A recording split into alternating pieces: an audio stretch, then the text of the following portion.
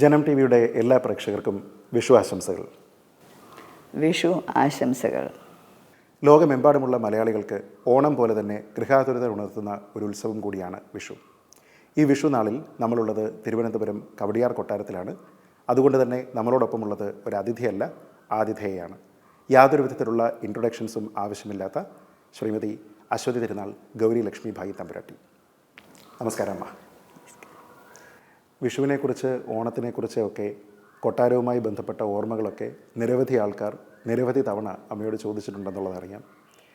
വ്യത്യസ്തമായിട്ട് ഈ ഒരു അവസരത്തിൽ ചോദിക്കാനായിട്ട് ആഘോഷവുമായി ബന്ധപ്പെട്ടൊന്നുമില്ല. എങ്കിൽ പോലും അമ്മയോട് ഏതെങ്കിലും ഒരു ചോദ്യം ചോദിക്കണമെങ്കിൽ ആദ്യം ചോദിക്കേണ്ടത് ശ്രീപത്മനാഭസ്വാമിയെക്കുറിച്ച് തന്നെയാണ് എന്നാണ് എൻ്റെ വിശ്വാസം. അപ്പോൾ കൊട്ടാരവുമായി ബന്ധപ്പെട്ട് അല്ലെങ്കിൽ പത്മനാഭസ്വാമി ക്ഷേത്രവുമായി ബന്ധപ്പെട്ട വിഷു ഓർമ്മകൾ അതിലേറ്റവും പ്രധാനമായിട്ട് തോന്നുന്നത് അമ്മയ്ക്ക് എന്തൊക്കെയാണ്? എല്ലാ വിഷുവിനും കുടുംബത്തിലെല്ലാവരും ശ്രീ പത്മനാഭസ്വാമി ക്ഷേത്രത്തിലായിട്ട് ദർശനത്തിനായിട്ട് പോകും. എല്ലായ്പ്പോഴും വലിയ തമ്പുരാൻ ഏകാന്ത ദർശനമാണ്. എന്നും എപ്പോൾ പോയാലും വലിയ തമ്പുരാൻ തനിച്ചാണ്, ബാക്കി കുടുംബക്കാർ കൂടെ പോകാറില്ല. അപ്പോൾ വലിയ തമ്പുരാൻ അവിടെ പോയി വിഷ്കായി നീട്ടം അങ്ങോട്ട് കൊടുക്കല, അങ്ങോട്ട് സമർപ്പിക്കും. വിഷ്കായി നീട്ടമായിട്ട് അവിടെ കുറച്ച് പണവും ഇതെല്ലാം കൂടെ ആയിട്ട് സമർപ്പിക്കും. നമ്പി അകത്തുനിന്ന് തമ്പുരാനൊരു വിഷ്കായി നീട്ടം അങ്ങോട്ട് കൊടുക്കും. അങ്ങനെ എല്ലാ നടകളിലും ഇത് വിഷ്കായി നീട്ടം. പിന്നെ ഈ കണി ഒരുക്കുന്ന പല സ്ഥലങ്ങളിലുമുണ്ട്, തേവരപ്പരകൾ ഉൾപ്പെടെ. അത് കഴിഞ്ഞിട്ട് ഞങ്ങളും എല്ലാവരും പോയി. പക്ഷെ ഞങ്ങൾക്ക് ഇങ്ങോട്ട് തരാറൊന്നുമില്ല, വല്യപ്പരാന് മാത്രമേ ഉള്ളൂ. അപ്പോൾ എല്ലാവരും കണി കെട്ടി തൊഴുത് അമ്പലത്തിൽ പോയി തൊഴുന്നത് തന്നെയാണ്. പക്ഷെ അതിനു മുമ്പ് കണി കാണുക എന്നുള്ള പ്രധാനമാണ് കൊട്ടാരത്തിൽ. അമ്പലത്തിൽ പോകുന്നതിന് മുമ്പ് തന്നെ കണ്ണ് തുറക്കുന്ന കണി കണ്ടുകൊണ്ട് വേണം. അപ്പോൾ കുട്ടികളായിരിക്കുമ്പോൾ ഞങ്ങളെല്ലാവരും കണ്ണിറുക്കി അടച്ച് കിടക്കുകയുള്ളൂ. അമ്മയോ ആരെങ്കിലും വന്ന് വിളിച്ച് കണ്ണ് പിടിച്ച് നടത്തി കണി ഒരുക്കുന്ന സ്ഥലത്ത് കൊണ്ടുപോയി അതിനെയും കണ്ണ് തുറന്നോളാൻ എന്ന് പറയും. അപ്പോൾ കണ്ണ് തുറക്കുമ്പോൾ വിളക്കും കണിയായിട്ടുള്ള ഭഗവാന്റെ രൂപവും എല്ലാം.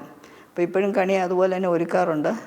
പക്ഷേ ഞങ്ങൾ കണ്ണടച്ച് ആര് കൊണ്ടുപോകാനോ, അപ്പോൾ കണ്ണ് തുറന്ന് തന്നെ. അപ്പോൾ കണ്ണ് തുറക്കുമ്പം ശംഖുമോതിരം എന്തെങ്കിലും ആദ്യം കണ്ടുകൊണ്ട് തുറക്കും, പിന്നെ താഴെ പോയി പിന്നെ അമ്പലത്തിലേക്ക് കുളിച്ച് അമ്പലത്തിൽ പോകും. ഈ ആദ്യത്തെ ചോദ്യം ശ്രീ പത്മനാഭസ്വാമിയെക്കുറിച്ചാണെങ്കിൽ രണ്ടാമത്തെ ചോദ്യം സ്വാഭാവികമായിട്ടും ശ്രീ ചിത്തിര തിരുനാൾ മഹാരാജാവിനെക്കുറിച്ച് തന്നെ ആയിരിക്കണം.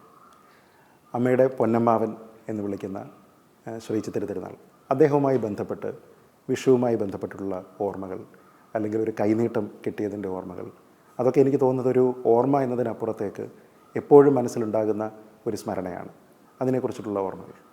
പൊന്നമ്മാവൻ തിരുമനസിനെ കുറിച്ച് കൈനീട്ടം എന്ന് പറയുമ്പോൾ ഞങ്ങളുടെ ജീവിതം മുഴുവനും പത്മനാഭൻ കഴിഞ്ഞാൽ പൊന്നമ്മാവൻ്റെ കൈനീട്ടം തന്നെയാണ്. ഇന്നും കഴിച്ച ചോറും അന്നവും തലയിലുമുള്ള കൂരയും എല്ലാം പത്മനാഭസ്വാമി കഴിഞ്ഞാൽ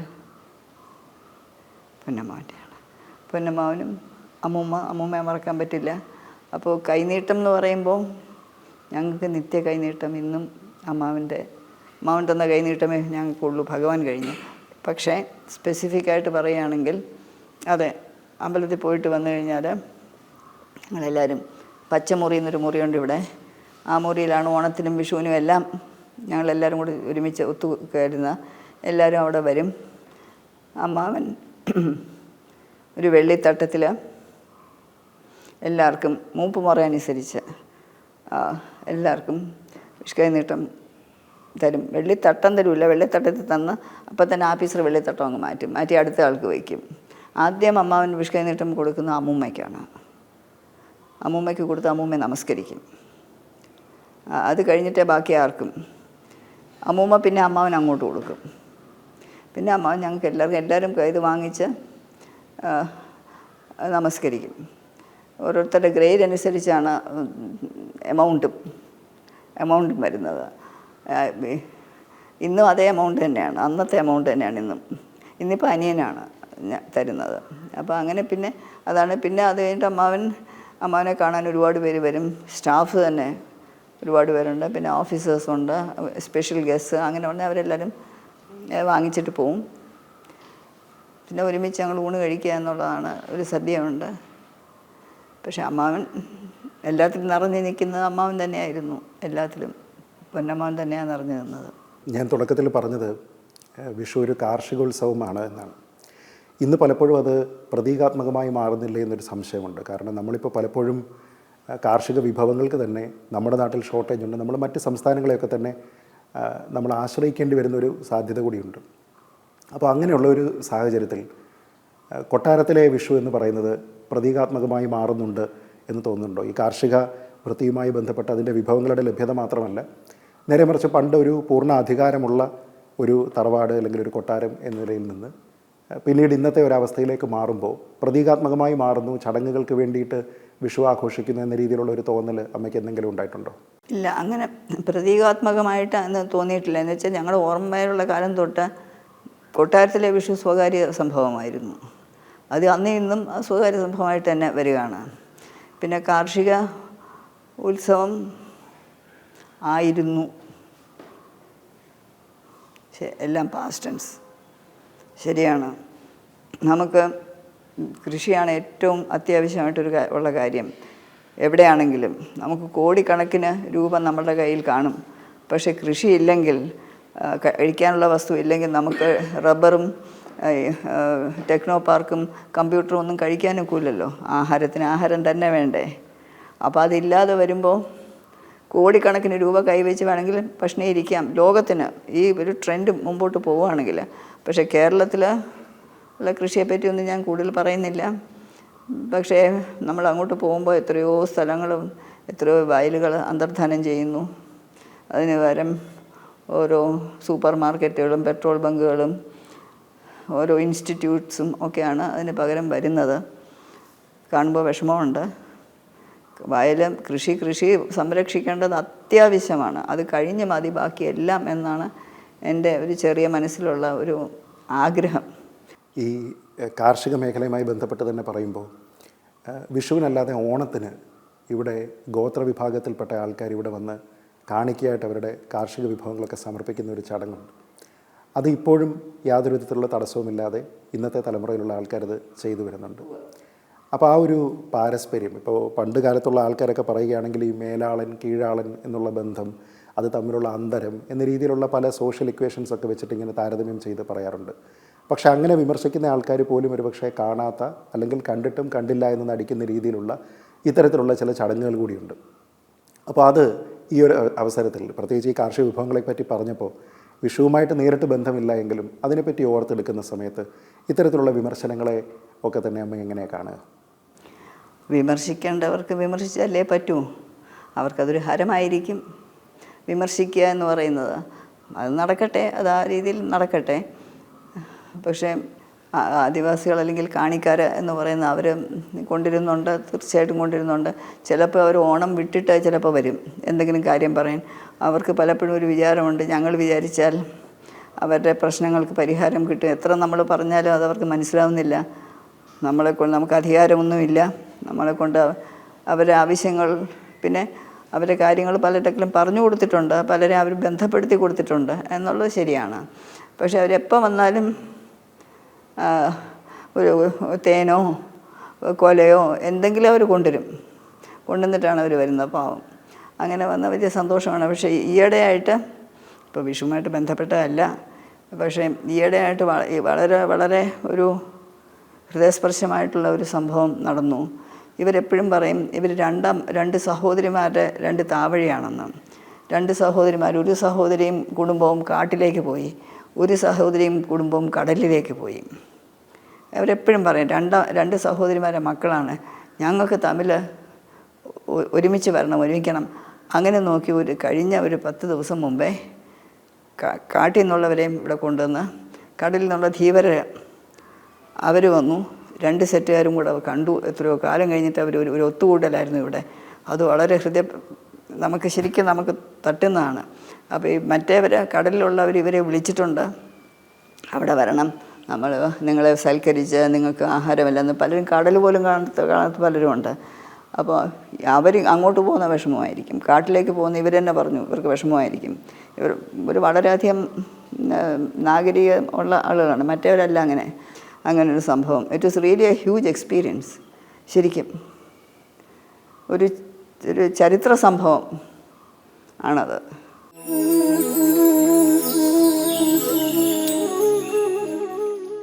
തിരുവിതാംകൂർ കൊട്ടാരവുമായി ബന്ധപ്പെട്ട് ചരിത്ര അപനിർമ്മിതികൾ നിരവധി നടന്നുകൊണ്ടിരിക്കുന്ന ഒരു കാലഘട്ടമാണ്.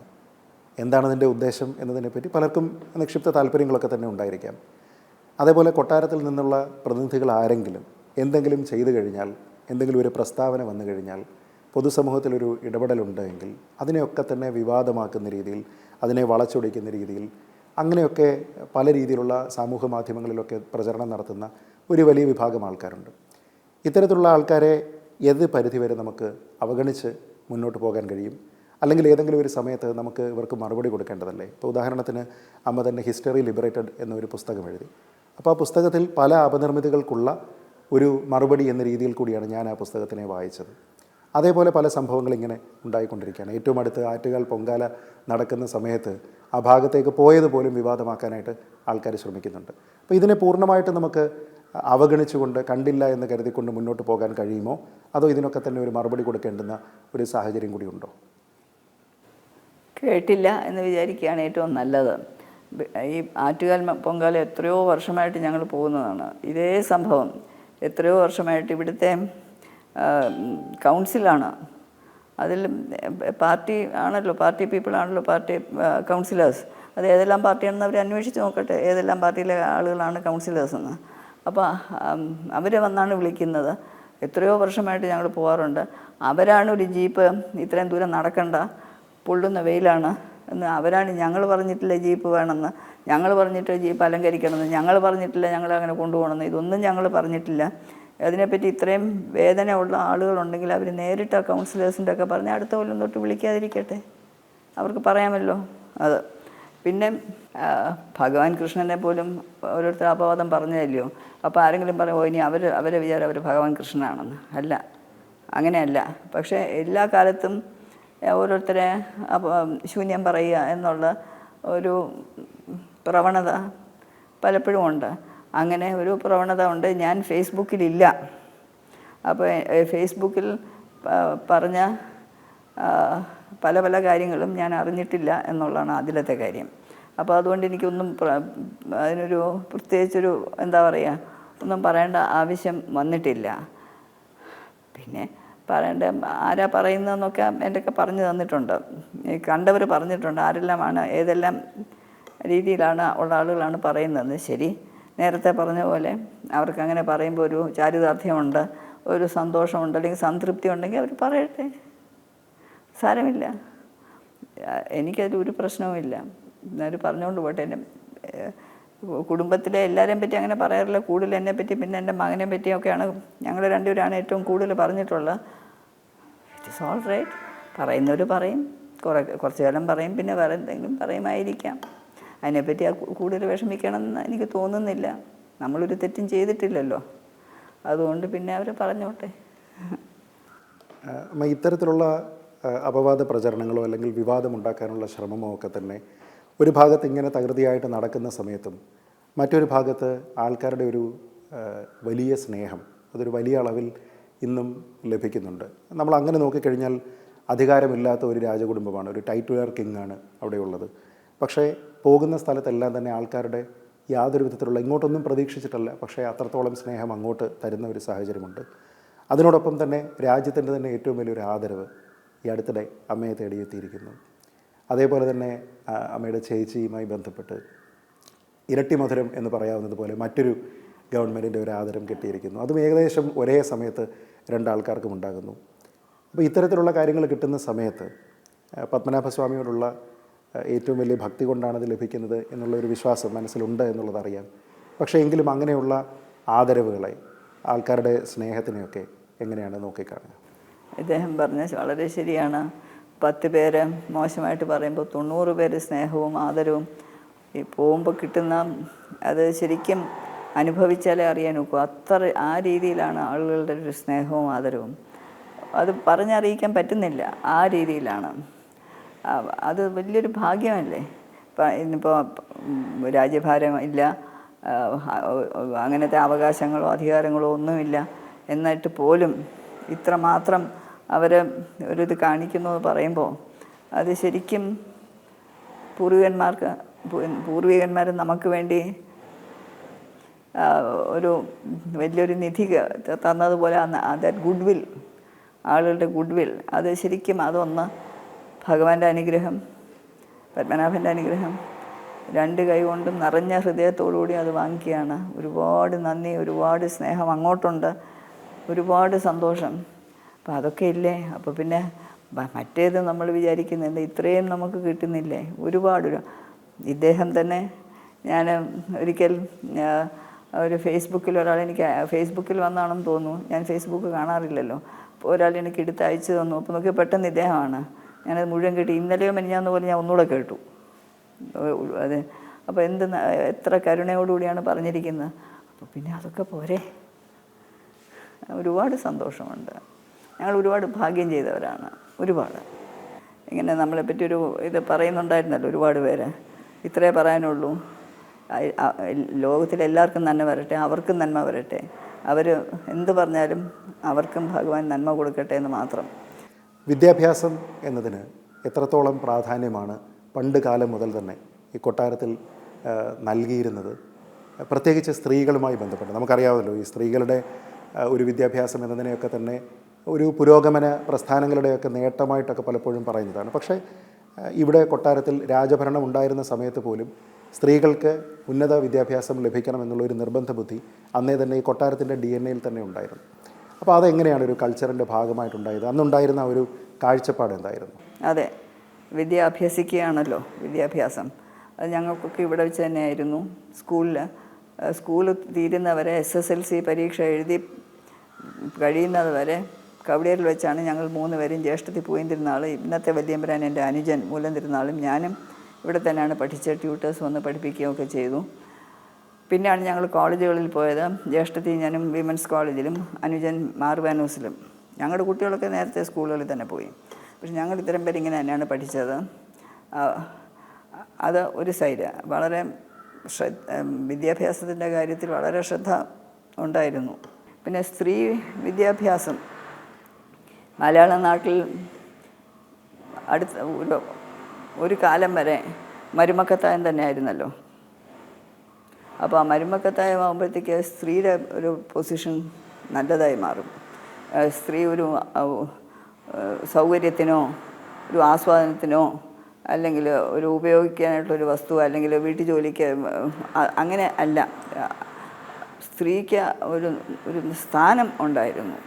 തിരുവിതാംകൂറിനെ പറ്റി വിശേഷ പറയുകയാണെങ്കിൽ ഈ റാണി ഗൗരി പാർവതിബായിയുടെ കാലത്ത്, അത് സ്വാതി തിരുനാൾ മഹാരാജാവ് തിരുമനസ് 1800s, സ്വാതി തിരുനാൾ മഹാരാജാവ് തിരുമനസിൻ്റെ റീജൻറ്റ്, ചിത്തിര തിരുനാൾ തിരുമനസിൻ്റെ റീജൻ്റ് അല്ല, സ്വാതി തിരുനാൾ തിരുമനസിൻ്റെ റീജൻറ്റ് ഉത്രട്ടാതി തിരുനാൾ റാണി ഗൗരി പാർവതിബായി തിരുമനസ് ആയിരുന്നു ഇന്ത്യയിലെ ഏറ്റവും പ്രായം കുറഞ്ഞ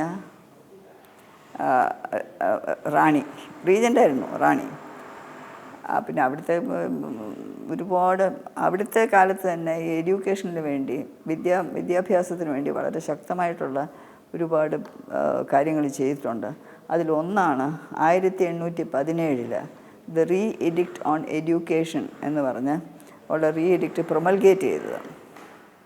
അപ്പോൾ അതിൽ പ്രകാരം ഗ്രാസ് റൂട്ട് ലെവൽസിൽ ഇന്ന് പ്രൈമറി എഡ്യൂക്കേഷൻ എന്ന് പറയുന്നത് നമ്മൾ കൊട്ടിഘോഷിക്കുന്ന ആ പ്രൈമറി എഡ്യൂക്കേഷൻ്റെ ഒരു പിൻഗാമി. അതിൽ ഗ്രാസ് റൂട്ട് ലെവൽസിൽ എല്ലാവർക്കും അക്ഷരാഭ്യാസം വേണം, വിദ്യാഭ്യാസം വേണം. എന്നിട്ട് ഓരോ മണ്ഡപത്ത് വാതുക്കലിലും, ദാറ്റ്സ് ഓരോ ഡിസ്ട്രിക്റ്റും മലയാളം മുൻഷിയും ഒരു തമിഴ് പഠിപ്പിക്കുന്ന മുൻഷിയും നിയമിക്കുകയും 7 രൂപ ശമ്പളത്തിൽ നിയമിക്കുകയും ഒക്കെ ചെയ്തു. പക്ഷേ അതിനെ ഈ റീ എഡിക്റ്റ് ഓൺ എഡ്യൂക്കേഷൻ വന്നപ്പോൾ അതിന് പറയുന്നുണ്ട്, അങ്ങനെ വരുമ്പോൾ ആളുകൾ, ജനങ്ങൾ കുറേ കൂടെ നല്ല ആളുകളാവുകയും കുറേ കൂടെ നല്ല ആളെന്ന് വെച്ചാൽ റെസ്പോൺസിബിലിറ്റി ടു ഡിസ്ചാർജ് ഒരുപാട് കാര്യങ്ങൾ പറയുന്നുണ്ട് എന്തിനാണെന്ന്. ആ ഒരു രീതി നാട്ടിന് വേണ്ടിയാണ്. അതൊക്കെ നാട്ടിന് വേണ്ടിയുള്ള നന്മയ്ക്ക് വേണ്ടി ഈ വിദ്യാഭ്യാസം കൊണ്ടുവരണം. ഇതാണ് ആദ്യമായിട്ട് ഇങ്ങനൊരു സംഭവം വരുന്നത് തിരുവിതാംകൂറിലാണ്. ഇന്ത്യയിലല്ല, ഏഷ്യയിലല്ല, ലോകത്തിൽ ഓൾ വേൾഡ് ഫസ്റ്റാണ് ഈ റീഡിക്റ്റ്. അത് യുനെസ്കോയിൽ ഉണ്ട്. പക്ഷേ തിരുവനന്തപുരത്തോ കേരളത്തിലോ എത്ര പേർക്ക് അറിയാം എന്നുള്ള സംശയം.